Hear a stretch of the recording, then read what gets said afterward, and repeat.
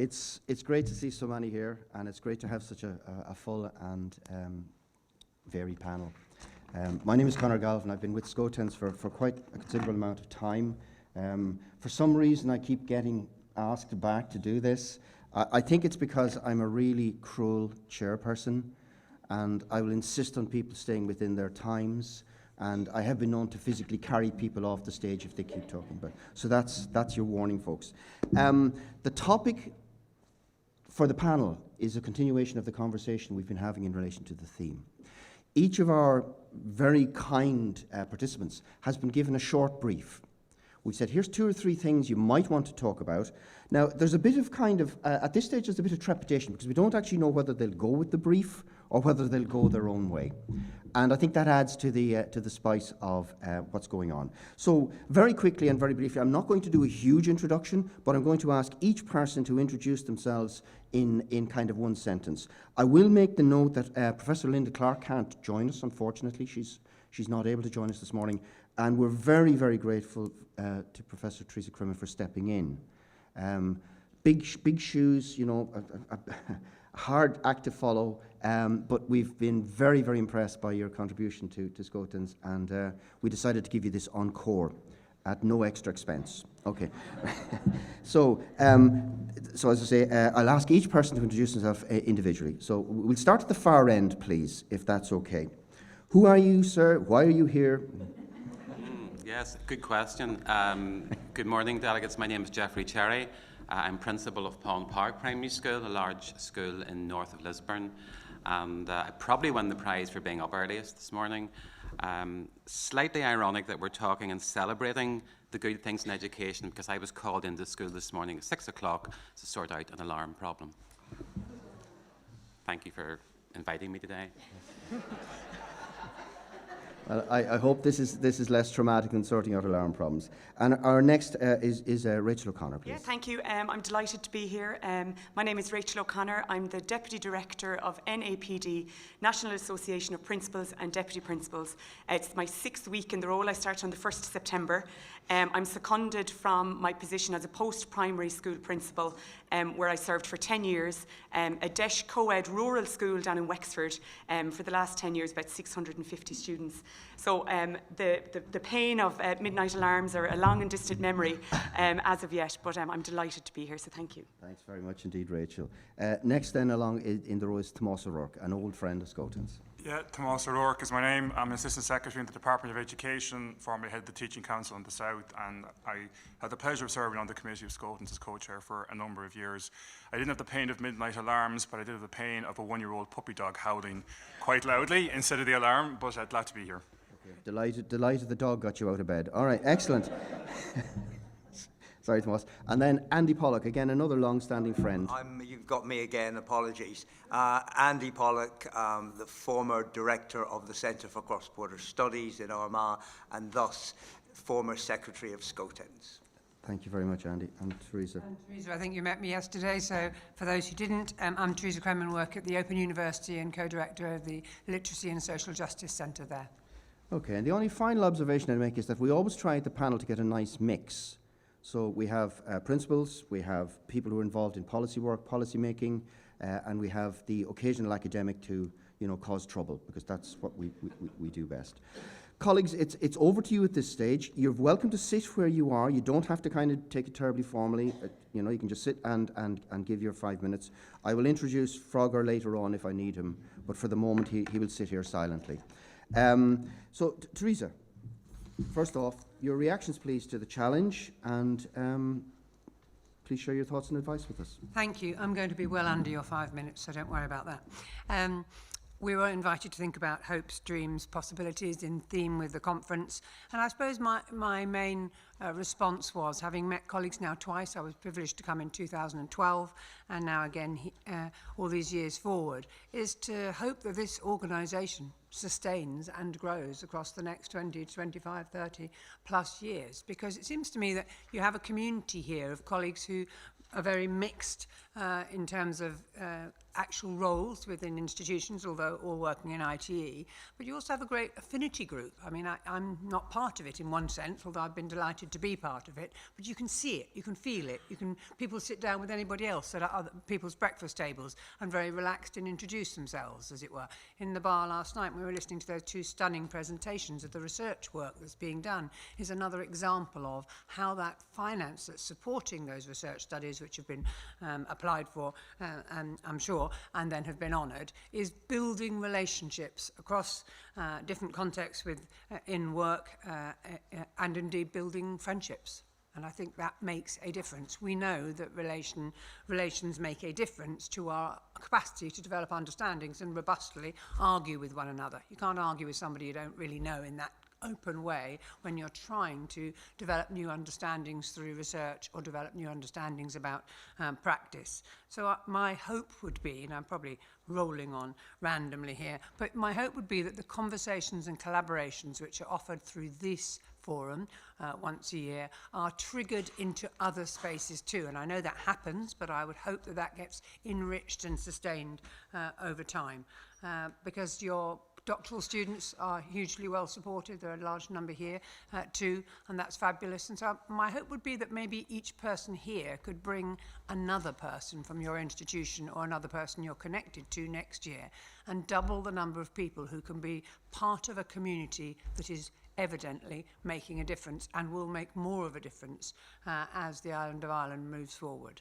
So that would be my hope, and a dream would just be that somebody in the room, or not in the room perhaps, but somebody connected to the room, might be interested enough in the Reading for Pleasure agenda to pick up that space and explore how disadvantaged youngsters in your spaces and indeed disadvantaged young people who are training to be teachers can develop their more positive reader identities that then take them forward and indeed then take the next generation of children forward.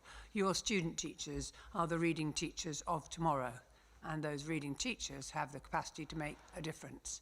So those are my 2 points. Thank you very much indeed. And I didn't even have to reach for the frog. The next case now might be more difficult because when you give a journal, there's only one thing worse than giving an academic a platform, is to give a platform to a journalist. And we never lose our training, Andy, do we really? In terms of okay, it's yours, sir, for 5 minutes. Okay. Thank you. Scoten's superb achievements over the past 20 years deserve to be much better known.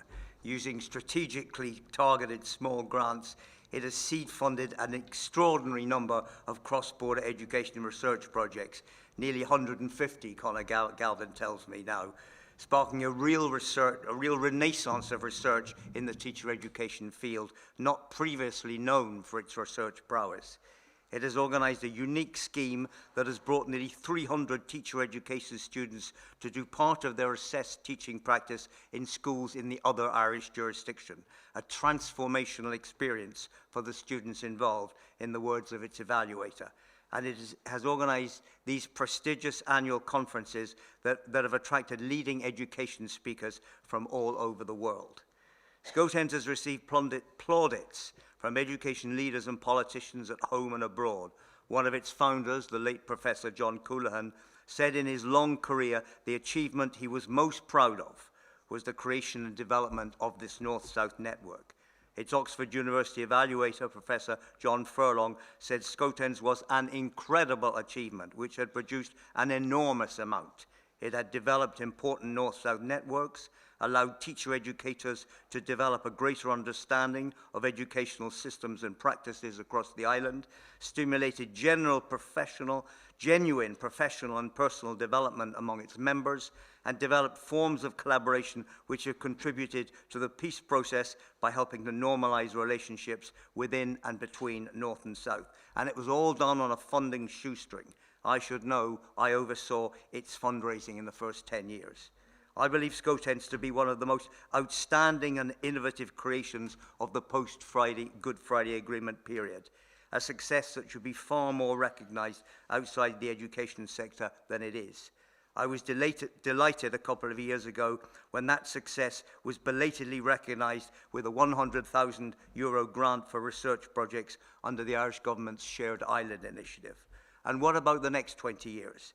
Scoutens must continue building on the very strong foundations it has already laid. This is a cross-border initiative that should be replicated elsewhere on the island. Can you imagine what would happen if Scoutens' successful model of North-South working together for mutual benefit in this particular education sector would be replicated in other sectors, if the teaching councils, the curriculum councils, the education trade unions, the inspectorates, the departments of education themselves came together to work seriously and in a sustained and systemic fashion on educational issues of mutual concern. I believe there could be a genuine explosion of mutual learning and creative thinking in education in Ireland, with potentially far-reaching consequences in transforming the attitudes and prospects of our young people. I'll give you two small examples of potentially fruitful cross-border learning and education. The South could learn from the North's internationally recognised success in the implementation of ICT in schools, and the North could learn from the South about the value of an extra non-exam transition year in helping school children grow into more mature and rounded young people. Maybe I'm being naive and over-optimistic, but I believe the kind of work Scoutens does leads to a real meeting of minds between people in an area where everyone wants one thing: what is best for the children of Ireland. Thank you very much indeed, and a lot of thoughtful comments and observations there. So, Tomás, it's over to you, sir. Thanks, Conor. Achieved in the last 20 years. 2003 was the year our eldest daughter of 4 was born, and I was in Frebel College at the time as head of Irish.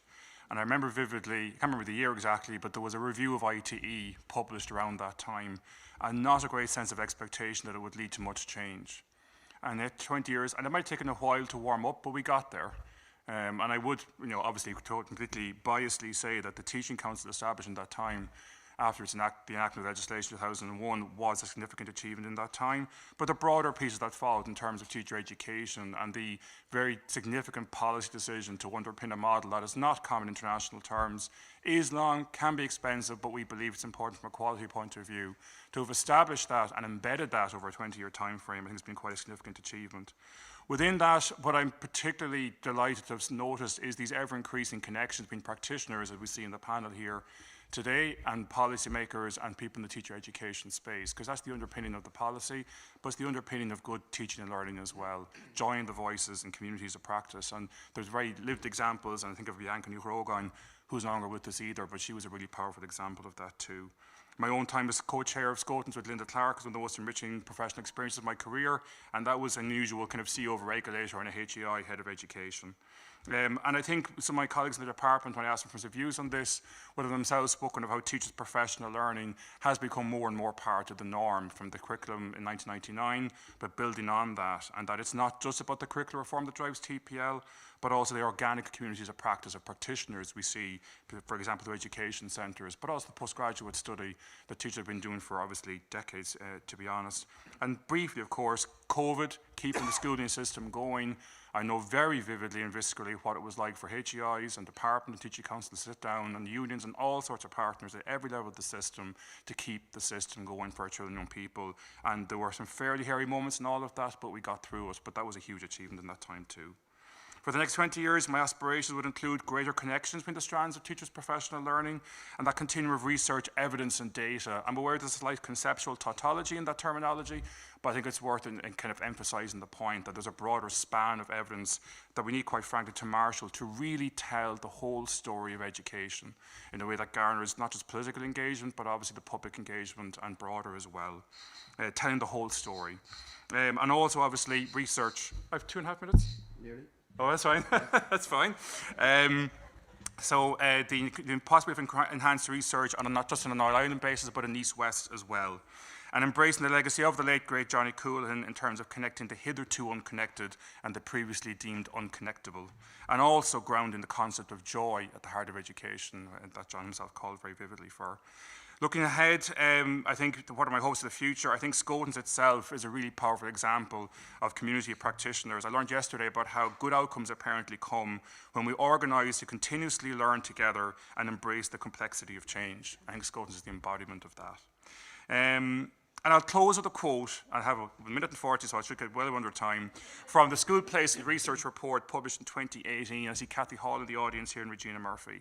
And I remember when I read this passage, I saved it in my Evernote because it was not just obviously a good example of research informing policy, but it spoke to me as a person, as a learner. And it says in the middle of the report, this, whatever it is, dovetails well with the notion of mentoring student teachers as a process of assisted becoming.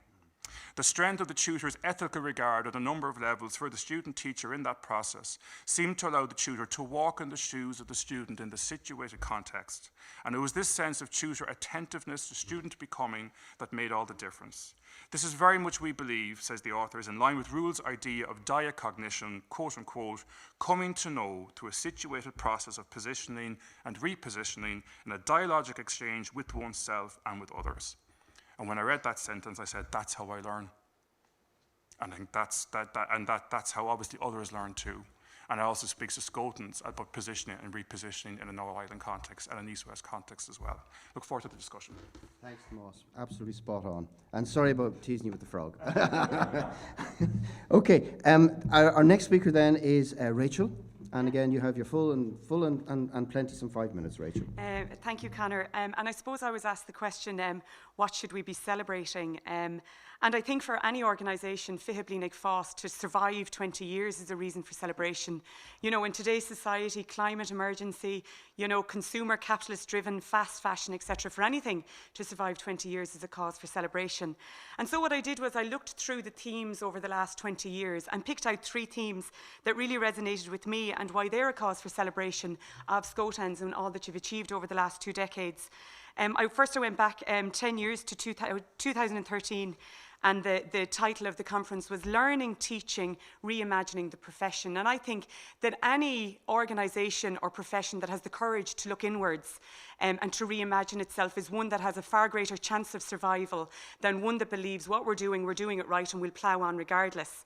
Society has changed, the children that we interact with on a daily basis have changed, parental expectations have changed, and what we expect of ourselves have changed, and particularly in the post-COVID era. And I'll come to that a little bit in a little bit. As a school principal who brought a school through the COVID pandemic, it really completely, we had to reimagine completely how we ran our school and our interactions. So, you know, Cogardus Live and congratulations on the courage to reimagine the profession. And reimagining the profession through research and knowledge exchange. I saw on Twitter last night, Dr. Mag Salmond said that the support that she got in her doctoral studies at the roundtable discussions through Scotens really enhanced and enriched her studies as well. So again, through sharing of those ideas and practices with each other is to be celebrated. Then I skipped ahead to 2016. Communities of practice learning together to teach together.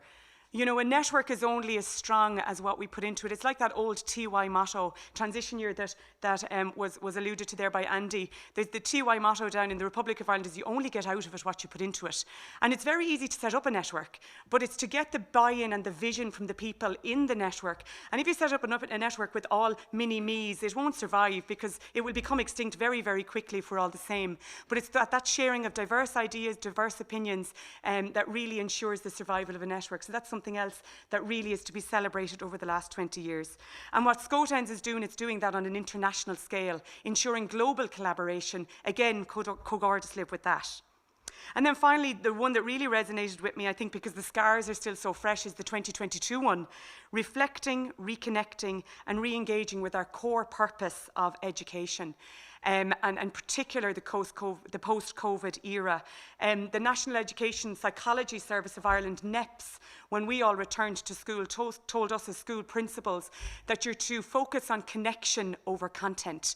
You know, in terms of Maslow's hierarchy of needs, if we couldn't create that safe psychological space for our students, and even in terms then, you know, post-COVID, the Ukrainian war, we took in 60 Ukrainian students overnight, and we had to create a psychologically safe space for those students before we could ever start talking about the maths curriculum or what you're to do at lunchtime or you're not wearing the right uniform and so on. So for Scotends to actually go back to basics, our core purpose of education, what is that, is to be celebrated, and it's the acknowledgement that that's what was needed at that time. There's a lovely African proverb that says, if you want to go fast, go alone. If you want to go far, we must go together. In terms of aspirations, very briefly, for the next 20 years, I would encourage and applaud a greater focus on inclusive and diverse workforce. I know that particularly in any of the circles that I operate in, we're an incredibly middle-class, homogenous teaching profession, and that's far from reflecting the students that sit in front of us in the society. I can speak on behalf of my own school, an incredibly homogenous rural society and community that all of a sudden has this influx of the most wonderful of young people from incredibly diverse backgrounds. And are we ready as a teaching staff, or were we ready 18 months ago? Perhaps not. So and following on from that then, in terms of an adaptive teacher preparation, so Scotends and its focus that no matter what it is that we're faced with in a rapidly changing society, in a rapidly changing global workforce and the needs of our global workforce, are our teachers ready? The content is going to change increasingly more rapidly as the years go on. It's not that we're going to have a 20-year, for example, geography specification anymore. It's going to change more rapidly. And can our teachers change as quickly as that? So the core key skills of our teaching profession to be adaptive. And then finally, just to promote lifelong professional development, and to do that in as many variety of ways as we possibly can. That it's not just the privilege of access to doctoral studies or postdoc research, that it's done in imaginative and creative ways through micro-credentials, mini-courses, communities of practice and so on, that we would really, really, I think it would benefit the profession. I'm terrified of frogs, so I think... Did I get that in time? Thank Absolutely you, Conor. spot on. Okay. It's 5 minutes and 2 seconds. Okay, so well thank done. you, thank you. So I didn't even have to reach for Frogger. Okay.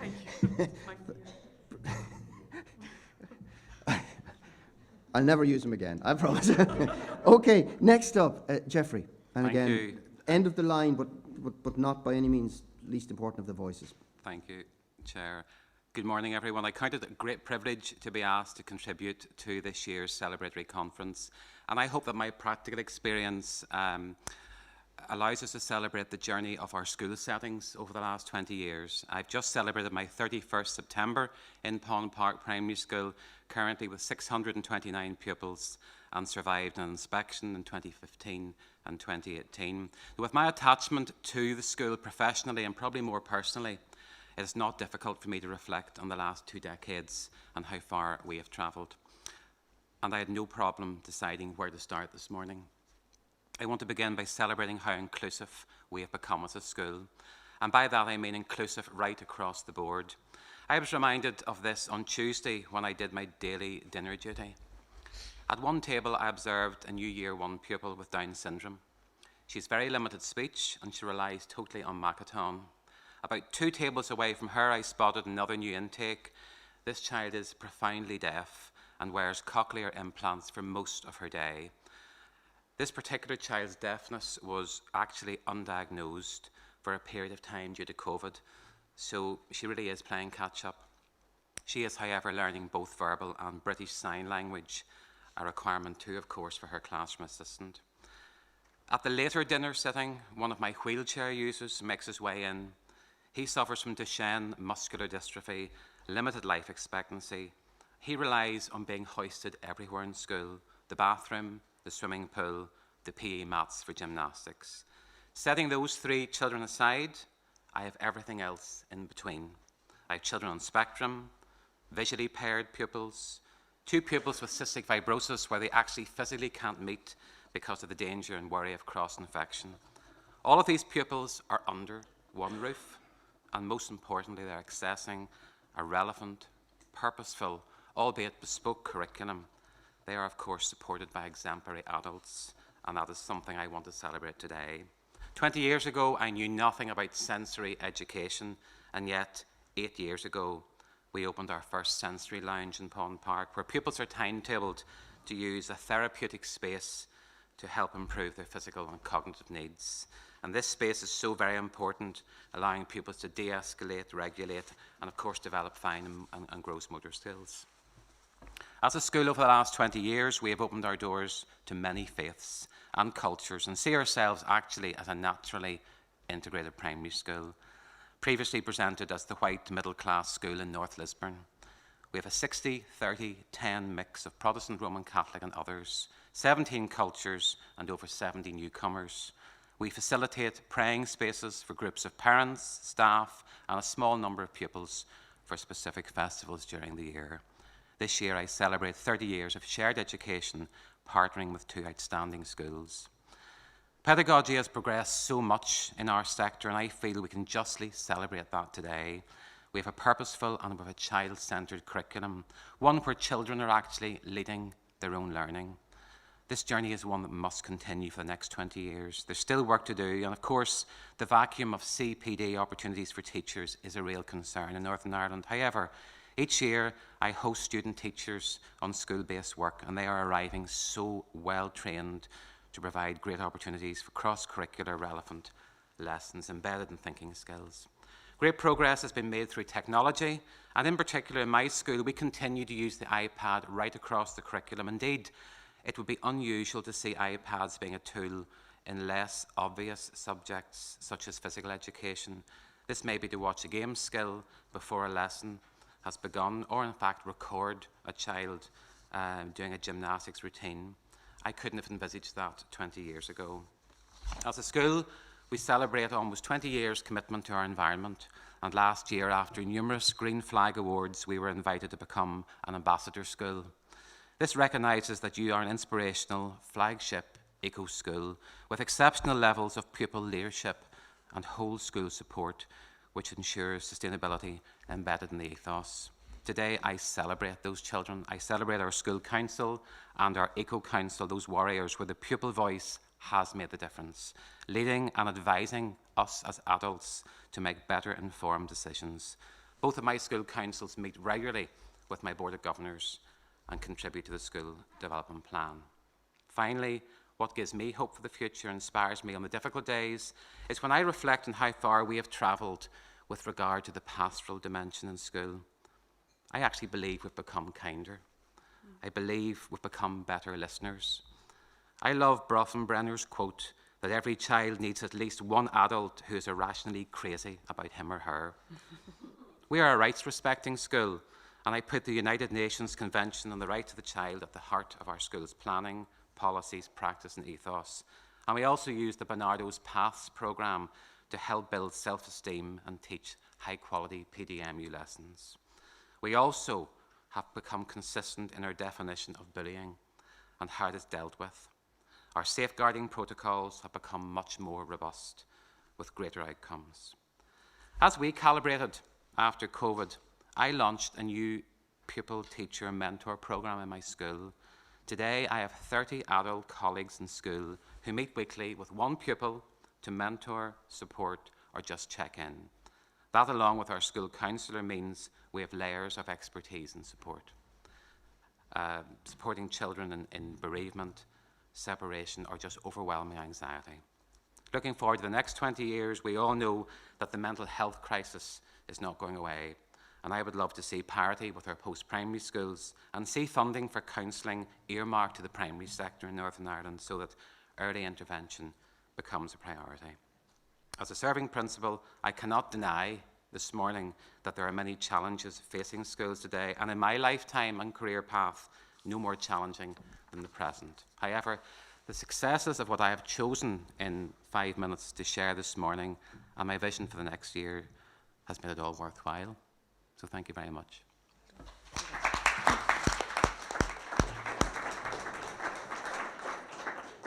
And perhaps it's a reflection on your training as a principal. That is exactly 5 minutes. So thank you very much. Colleagues, what I'm going to do now is we're going to open the floor to questions to the panel. I have 1 or 2 questions which We always have in case we need a bit of seed pumping, you know, to get the thing going and all the rest of it. But what I'd like to do is make a suggestion, something we haven't tried before. It's always nice to do something a little bit different. If you don't know the person at the table beside you, say hello and who you are, and then spend 2 or 3 minutes, please, just having a conversation about questions that you'd like to ask the panel. And then we'll take, not each table in turn, but we'll ask for, you know, contributions then from the various tables in terms of questions, observations, thoughts, comments. Is that okay, colleagues, rather than putting you on the spot immediately? Okay, we'll slip out the back for a quick drink. And, it's yours, folks, for the next 3 minutes, and then I'll call for questions from the floor. Now, can I ask you, please, I think we have a roving mic. Am I right in saying that? Yeah, okay. So we have a roving mic. Just when you have a question, just raise your hand, wait till the mic comes, and then a lot of us know each other, but it's great to see a lot of new faces again this year, which is lovely. So please, before you ask your question, just very briefly introduce yourself. You know, I am such and such. I'm here on a personal basis. I'm here to represent whatever, and then your question, please, if that's reasonable. The floor is yours, colleagues. We have about 20 minutes or so for questions, observations, and comments. So who would like to start us for 5? The table over there. Thank you very much.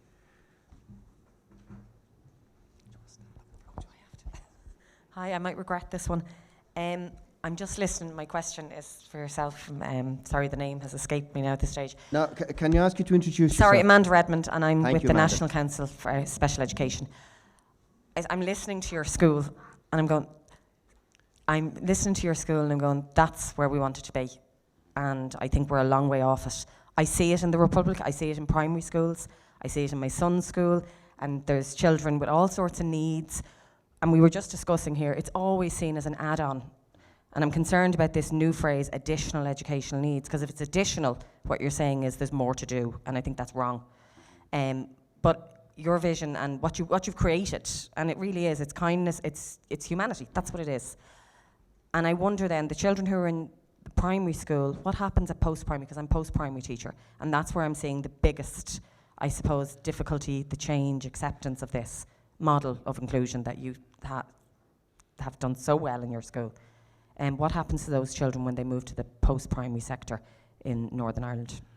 Thank you for the question. My experience is that it's a very fluid transition in Northern Ireland. So I'm principal of a school that's got very, very good post-primary options. We do struggle, obviously, with a transfer test. So some of my, the highest tier of assessment in my school is the test, and I don't apologise for it, it's just the makeup. But nearly all of my children will move very gently to the right school within the town itself, and we would obviously keep in touch with those children. I am concerned about one of the pupils, whether they will actually make it through the 7 years with me, but we're not going to give up on that one just yet. But and we have a few MLD, SLD schools not too far away.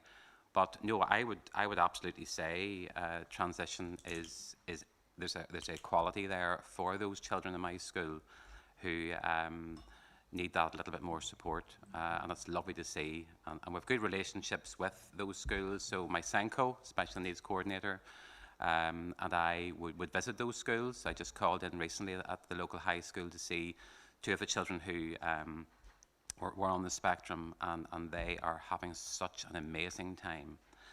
I did mention the classroom assistants, and they are the godsend in all of this. And if you don't have that tier of support, those children ultimately struggle. So no, experience is very positive with regards to where I am and in the area that I teach in. Thank you, Amanda. Very good question. Still Thank you. not quite at the post-primary inclusive model. It's still a little bit. Yeah. We have a long way to go, I think. With that. Oh, I think we do. I would agree with you 100%. Can I just chase, again, on the same idea, you mentioned the sensory room that you built. Do colleagues come from the post-primary sector to visit you to see the room or to use the room? Or how does that work out? Because it sounds absolutely fabulous. Yeah, well, I'm sure most of our primary colleagues will know maybe more about sensory education than I. It's been a journey. It was actually a university lecturer in Stranmillis, where I would work quite closely, and that is her remit. And a sensory room is not a meltdown room. It's somewhere where you are developing exactly where the child is, because you could do huge damage in the room, despite the fact that it is soft and beautifully lit and lovely smells and nice music. It could be the wrong setting. But no, we would have colleagues. We're very good at collaborating within my school setting, so we would have schools all the time coming and saying their sensory lounge, and the post-primary schools will also come. Saying that, I'm not sure how many post-primary schools have sensory spaces. That's a good question, and that's one, that we maybe will start to challenge that sector in. Thanks very much, Jeffrey. Colleagues, next question, please. Or next table who wants to ask or raise. Yes, we have one here. Again, who you are, and then either to the panel or to an individual. It doesn't really matter, whichever's appropriate. Hiya, so my name is Breed Golden. I'm a lecturer in Global Citizenship Education in Mary Immaculate College in Limerick. So we wanted to pick up on, I think it was Rachel who mentioned the importance of diversifying the teaching profession, and all of the adults who are in our schools who work with children. And it's a conversation that comes up again and again in lots of different places about its importance in lots of different ways. And I have yet to see a really good solution to it. And like we mentioned, that it's a lot of the barriers are in our institutions as well as outside in communities. So I would love to hear any suggestions or ideas from anybody on the panel in relation to what we can do to better diversify our workforce so that we're better able to support our children in schools. Thank you. That's terrific. Thank you, Bree. Lovely question. It was directed. So let's Yeah, start. happy Let's to, start yeah. with, and then we might all just chip into that one because it's a really good one. Thanks, Rachel. Absolutely, and I suppose it's so important to be solution focused. Like we can, as I used to always say to the mammies, I can only do something about it if you tell me about it. Don't sit at home all night giving out about me. Ring me up and we'll see what we can do. I can't solve everything, and perhaps Tomas might come in with his old teaching council hat on afterwards. But I think if we even look back in terms of practicalities, if we look to what's happening in terms of senior cycle reform and pathways at post-primary into third primary and further education in Ireland at the moment is incredibly promising, because, as it is, there are too many, the third level education system, CAO points, leaving certificate, there are too many students going on to third level as it is. It was never designed to take up to such a high percentage of people that are going into third level. If we look at the other pathways through further ed and apprenticeships, you're generally going to get a more diverse background of people that can access their education system. So one very practical solution thing that I see is that through the apprenticeship and further ed route, the new tertiary degrees, etc., will encourage people from different backgrounds, socioeconomic backgrounds, race backgrounds, whatever it is, into the different pathways. For me, that's a no-brainer, that the traditional route of your 500 and whatever points in the CAO to become a primary school teacher is bananas. The very, very, very best of primary school teachers with an absolute graw for the profession wouldn't become within an inch of getting that many points, but could be the very, very best of teachers in our profession. And as I said, I think it's really important that our teaching workforce reflects and I suppose identifies with the children that are and young people that are sitting in front of them on a day-to-day basis. Now, in terms of the policymakers above my pay grade, I'll hand you over to Tomas. That was good. Very well done. No pressure. In the business, we call that a hospital pass. Yeah. Tomas, but genuine, your thoughts on diversity? Thanks, Rachel. So, two things I would say. There's the here and now and there's the future. So the future point is some of the stuff that Rachel was talking about, in other words, and that's where policy tends to default to. We'll, inverted commas, fix it in ITE, and at some point in the future, we'll have a more diverse teaching workforce. I'm not saying that is a good thing to do in different ways. Mindful of the importance of standards, because the standards, of course, are focused on the quality of experience that children and people will have. So I know there's a bit of a debate about that over time of, standards are either in certain specific areas more broadly deemed to be inimical to diversity. I don't think it necessarily follows. That's a policy challenge and it's a practice challenge. But the second thing I would say is in the here and now, and it's mentioned to Andy in the conversation beforehand, colleagues in social inclusion said this to me recently in the department. What they're learning in their work is the importance of community. And you see it come up again and again in the different areas of policy, not just in education, but in health and the interface, the whole challenge of services being delivered seamlessly for children and young people in school, at that age in the education context. So what I'm getting at is, there's a really good example, I think, in Port Leisha, led by Leisha Education Centre, and Catherine Doolan is the director there, called Community of Belonging. And they took it from a Beacons event where they brought the school community together with a kind of a focus on ethnic inclusion. But they've built, to my mind, a fabulous, all-embracing, multi-strand, not just a project, although it is called a project, incorporating the South East Technological University, further education in the Midlands, primary, post-primary schools as well, the Gardaí and other services, to really, because they found from the census they had 15 different ethnic communities, I think, in Port alone, just Port so I think there's something about the here and now. You can't magic the teachers or the SNAs overnight necessarily, but you can get the adults included in a way that actually they become comfortable in the school environment, and then might go for the pathways, I would say. So there's the here and now and the future. That's great, yes, thanks. Anybody else want to come in on that one? Raising diversity across the challenge of that and how we meet it. My own kind of thoughts would be very similar to Tomas's on this one, but I'm really interested in the terminology around workforce and profession and so on, which we're seeing coming into fore and into use much more frequently now. The first person I ever heard talking about the teaching workforce, the first two people in a conversation together was actually Johnny Coulton and Harry McMahon. And it was one of the early meetings about SCOTENS and where SCOTENS would go and what it might do and so on. And they were kind of adamant that this was a workforce thing.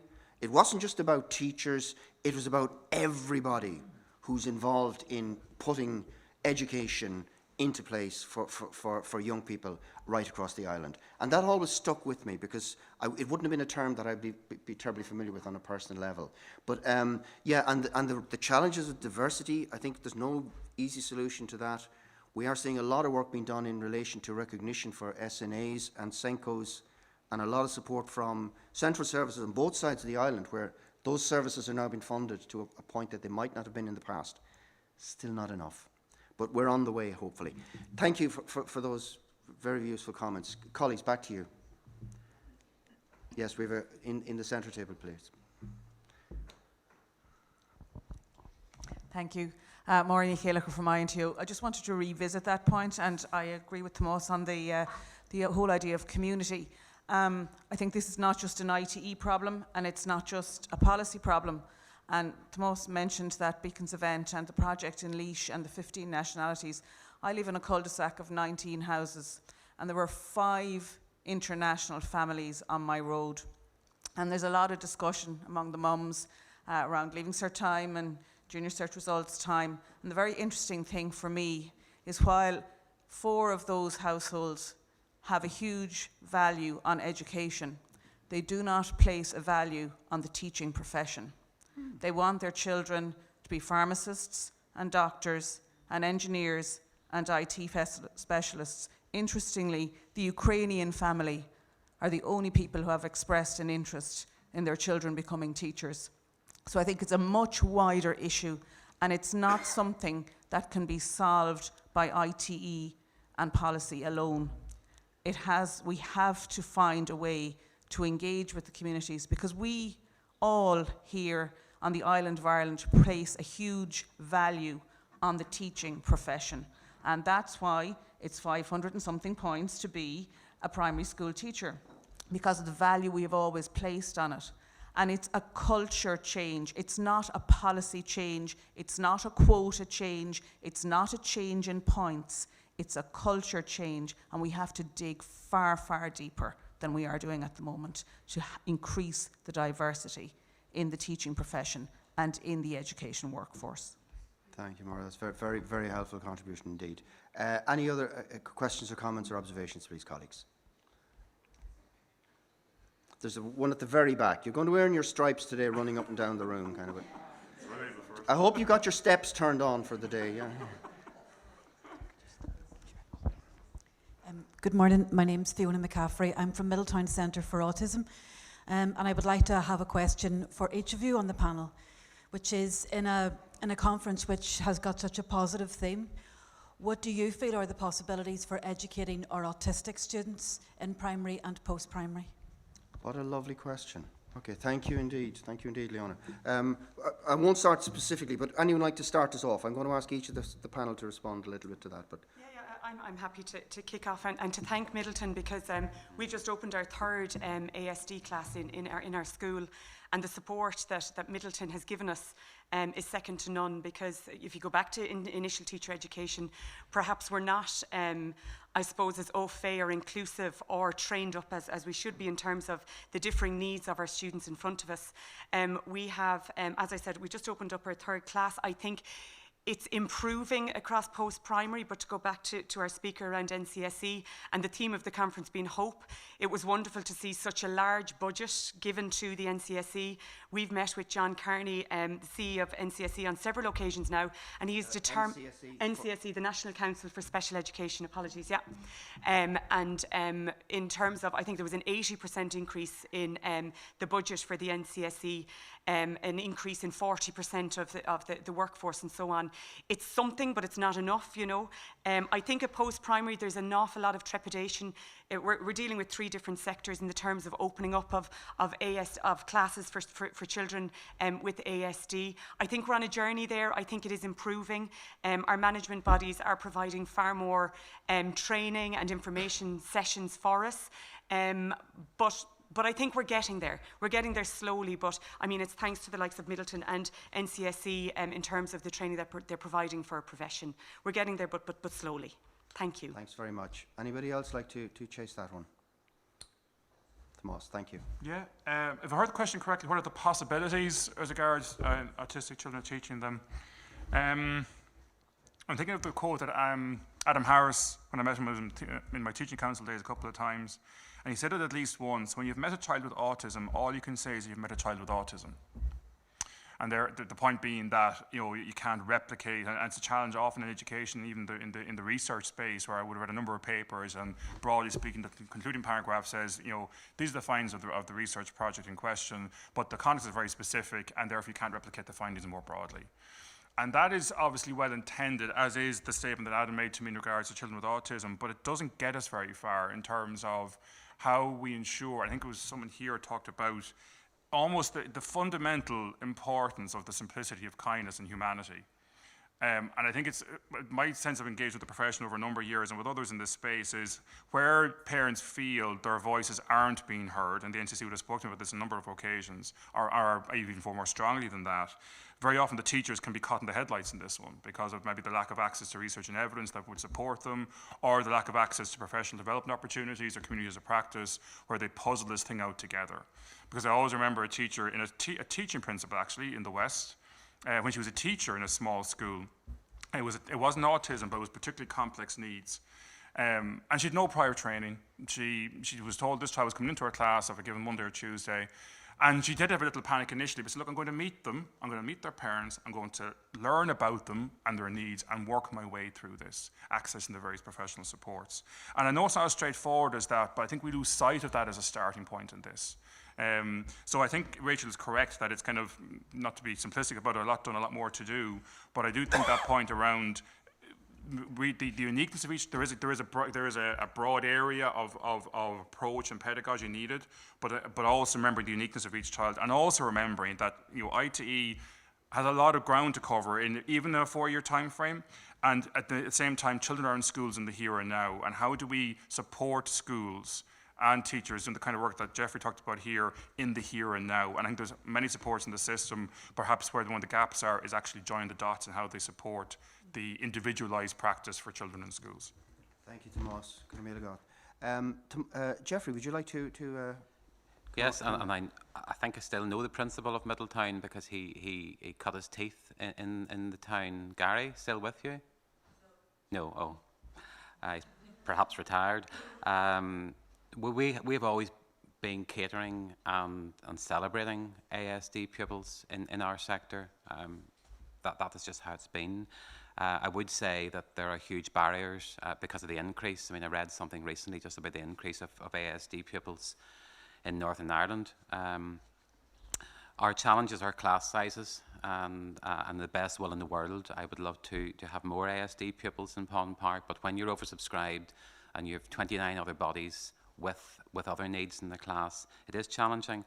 The other, obviously, is the funding. And I deal, just like my colleague we were talking about, parents, deal with parents daily in tears just, because we cannot get appropriate adult support for these children. And when you do have the right adult, and that was one of the things I celebrated today, and I do so daily in school, our classroom assistants who are ridiculously underpaid.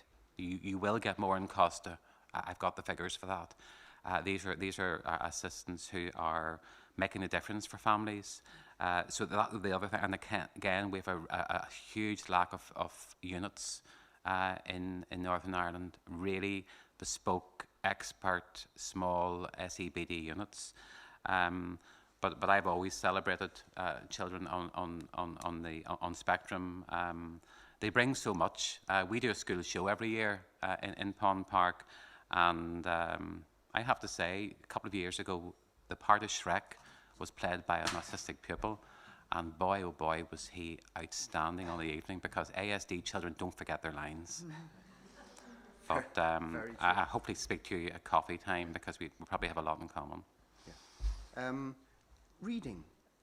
Yes, I was thinking... It occurred to me there's a nice little kind of conundrum there that needs to be... But I'm handing to you, Teresa. Yeah. Thank you. I was just going to respond that in a very focused way that isn't about systems or organisation, but the knowledge of the student teachers and the knowledge of the teachers of texts that deal in own voice ways, own voice being an author who's either lived the experience or has done serious examination of that context, like Elizabeth Laird's work in about refugees, where she's lived in a refugee context, as it were, supporting and educating and then writing the novels that accompany her journeys, or that have been built on her journeys. I mean, as Rudine Sims Bishop argues, kids need to be able, or all of us need to be able to see ourselves in the mirror of fiction, in the windows of fiction, and through the sliding glass doors of fiction. And our young people on the spectrum need to be able to either read or have read to them brilliant books like Elle McNichol's A Kind of Spark, or any of Kath Howe's How to Be Me and the series that goes with that, which are stunningly own voice stories about what it's like to be. Indeed, Elle McNichol's is coming out on, I think it already has actually emerged onto British TV, so it may be able to see A Kind of Spark and the position of the young person there. And I think that gives, for the young person in that context, a kind of sense of recognition, of understanding, excuse me, of other people who understand how it is to be me. Yeah? And they may be slightly different in their own, but we've seen again and again in studies in England and elsewhere when young people, not just on the spectrum, but as a whole range of different challenges in life, recognise others, the awareness of their own situation, they're repositioned, as it were, as recognised and seen and understood better. So I'd offer that as a small contribution. Thank you very much indeed. Anybody else? Are we? Yeah, let's go back to the floor, because we have time for probably maybe three more questions at the most. So centre table, front table, and then to the left. Okay. Thank you. Ian Mentor from the University of Oxford, retired. This may be a question that's easier for me to ask as somebody from outside of this island. I was very taken by Andy's account of the success of Skotens and his challenge really to other sectors of education apart from teacher education on this island to perhaps follow the model of Skotens in some way. I wonder whether any of the other panelists have got any thoughts about how realistic this might be, because if Skotens has been so successful as it clearly has been, surely if it could, the model could be followed in other sectors of education, as Andy, I think, was provocatively suggesting, then we might see similar progress in other sectors of education. Any thoughts on that? Yes, please, Tomas. I'll kick it off. So, in this instance, lots of thoughts. So you better get that frog out, Conor, because I won't shut up too quickly, unfortunately. But no, seriously, Yes, like what is Scotens? Scotens is a self-organising, effectively, community of professionals with a common interest in sharing learning, fundamentally, but equally across, you know, what you know historically has been a border, and it has done so by kind of choosing these themes to reflect the evolving times. But also, I think it's interesting from a community perspective. I think starting off as teacher educators, but then over time, you're bringing more and more the practitioner voice as a co-equal member into its space. But to note that it evolved to that. So what I'm getting at is, if you look at, there are many people in this room could say a lot more about this than me, but there are many examples of self-organising of clusters at every level of the system. I certainly aware of in the South of schools and teachers, subject professional networks, geographical co-located clusters of schools. But are we leveraging the best of them that Scotens has done? Have we kept on growing, what Rachel referred to earlier on? Do those clusters both look inward and outward? So look, what more could we be doing? Who else could we include in this space? But more crucially, come back to Andy's resounding message, why aren't we telling these stories more effectively, more broadly? And that's maybe, well, Scotens maybe might have cracked that necessarily, but that's not a criticism, that's a common learning point. That's what Andy is saying to us. But I think that's a common challenge of, I think, again, I go back to Laois. Laois just kept pushing the boat out, quite frankly. But they also took really hard data and evidence from a census as their launch point of, we know we have these 15 communities, ethnic communities here, but we're not talking to them effectively, we're not including them effectively. So I think, you know, more acknowledgement, more capacity for reflection within communities, and maybe at a national policy level, and this is always the challenge, how do you both support and guide without getting in the way? So in other words, that if everyone woke up tomorrow and said we're going to have wonderful networks all over the place, we'd all be crashing into each other. But you don't want to stifle diversity either. So lots of questions, quite frankly, Ian, maybe not too many answers. Yeah, I mean, but I think it's a very interesting reflection, and the potential even beyond the education setting and system, I think, is partly, Andy, I think that you're suggesting that as well. Yeah. It wasn't just the education. Do you want to follow Ian's question yourself? Well, just 2 points. One, I think leadership is incredibly important. It's no coincidence that Professor John Coulan, the most distinguished Irish educationalist of the modern era, was the leader of this project at the beginning. It was his idea with Professor Harry McMahon, and that's very important. The second point is that one of Scotens' most successful achievements is to open up the area of research. This was not an area in teacher education where research was very valued, in my experience.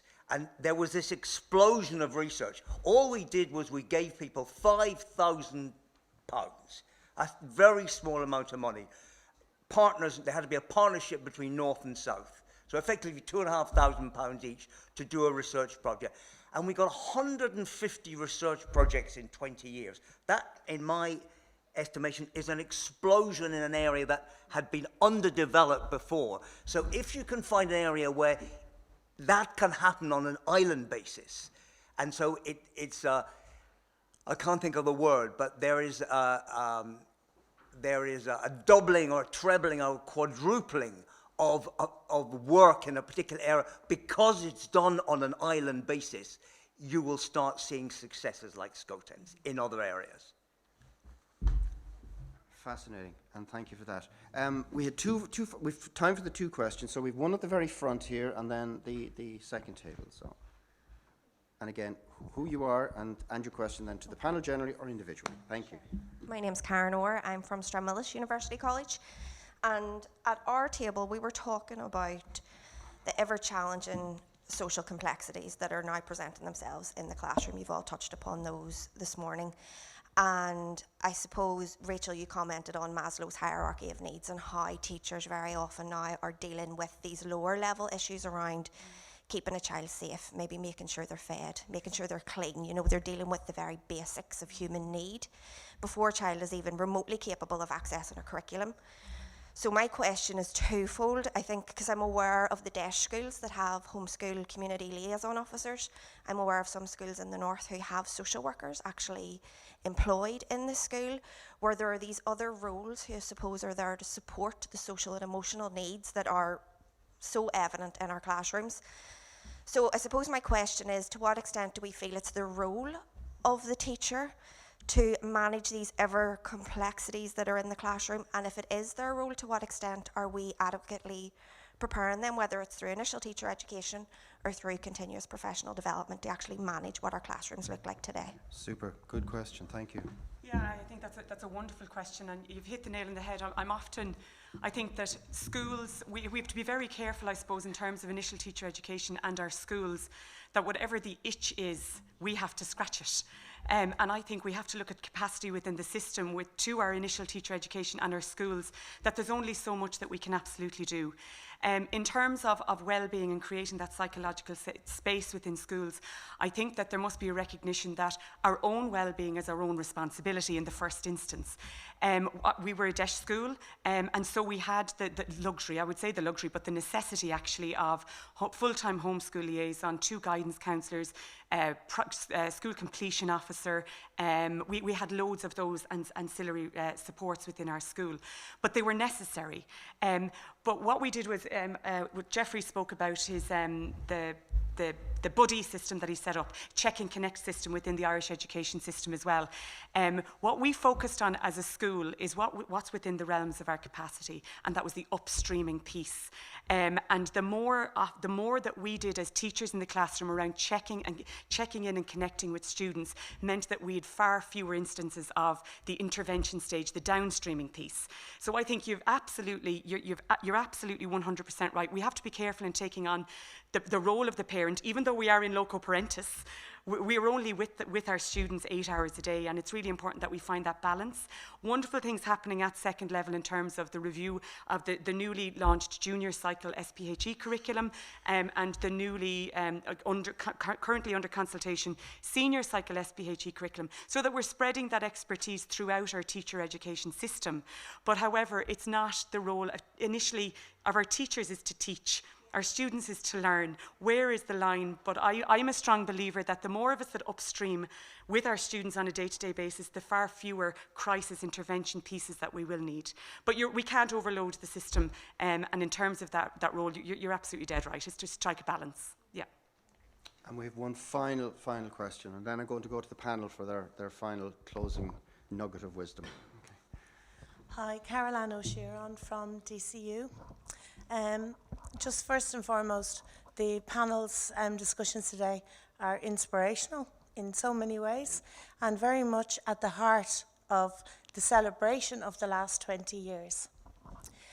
However, I have to just draw one small little piece to your attention, and I think it's something that we here at this table identified, and that is, does inclusion always start with children who have been diagnosed with a specific disability?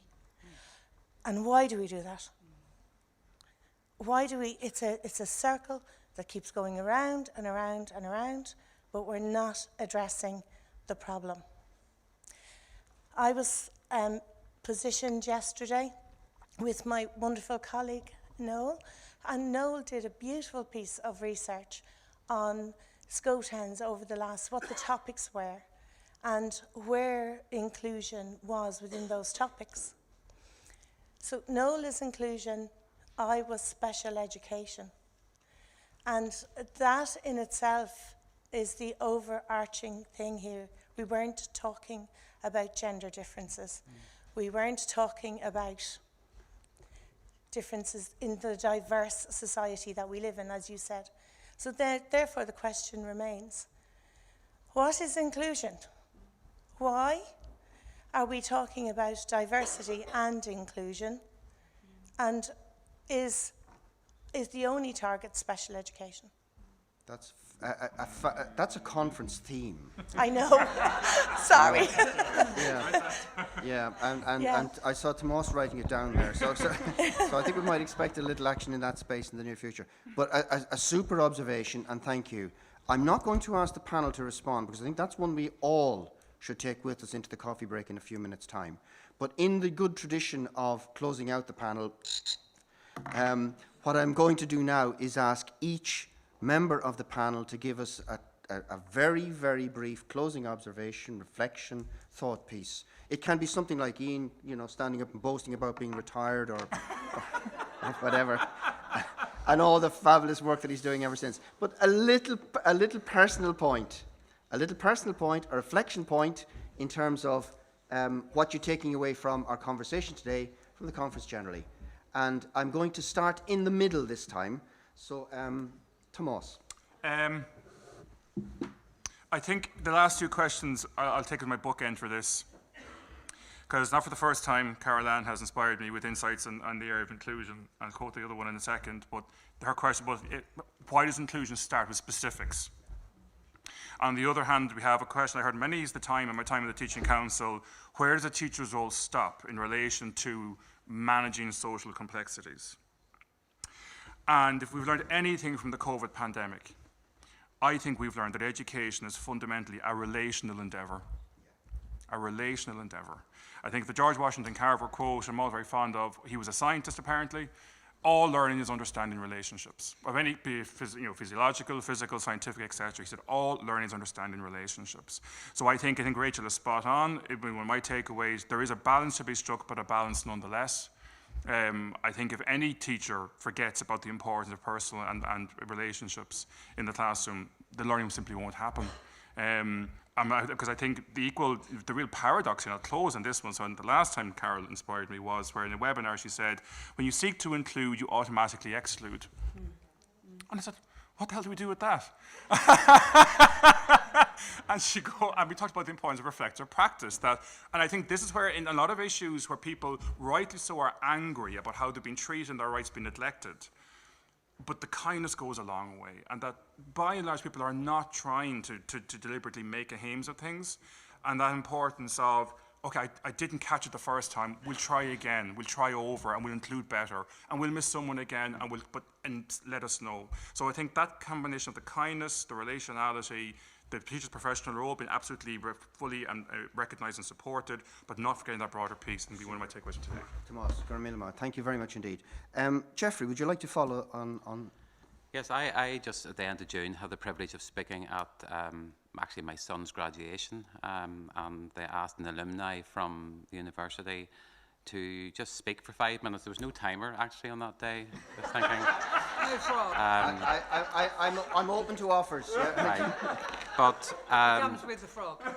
just what I suppose really what Tomás has said there. I did use a quote, Noel, that day from a lovely book that stays on my desk. And I told the young teachers in front of me to say, when you strip everything back, you always choose kindness. It sits well above the rest.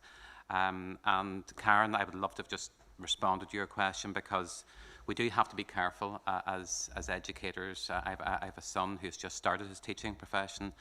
It does carry a government health warning.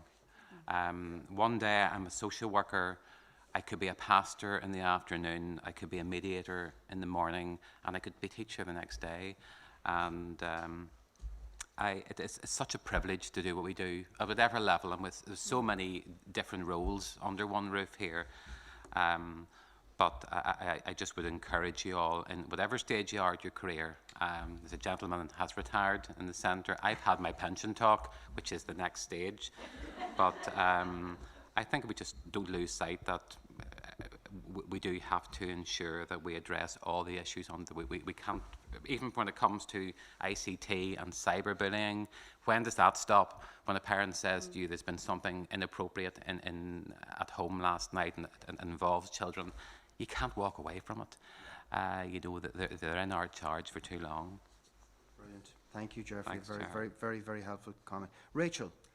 Yeah, I suppose just a major Gurmila Magwiv just for your invitation here today, and just again to go back to what Carol-Anne said, and I really believe inclusion is a journey, it's not a destination. Yeah. We never get to, we're inclusive, and I'm forever trying to I suppose, have that conversation and pull it out with staff. And my recommendation would be that exactly what you said be the topic for a future conference, because I think it's a really important one.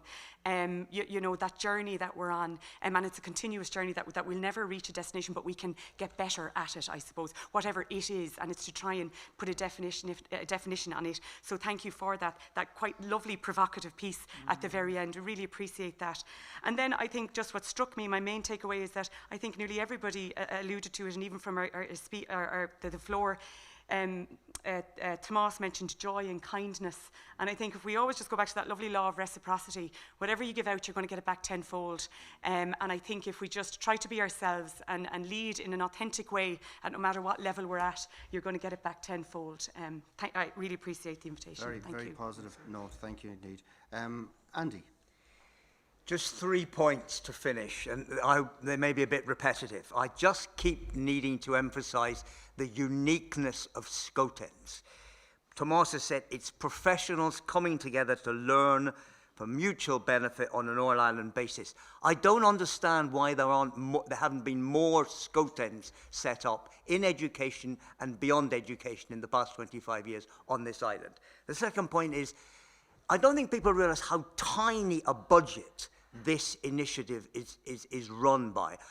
4 years ago, it was 116,000 euros. It may be a little bit more now.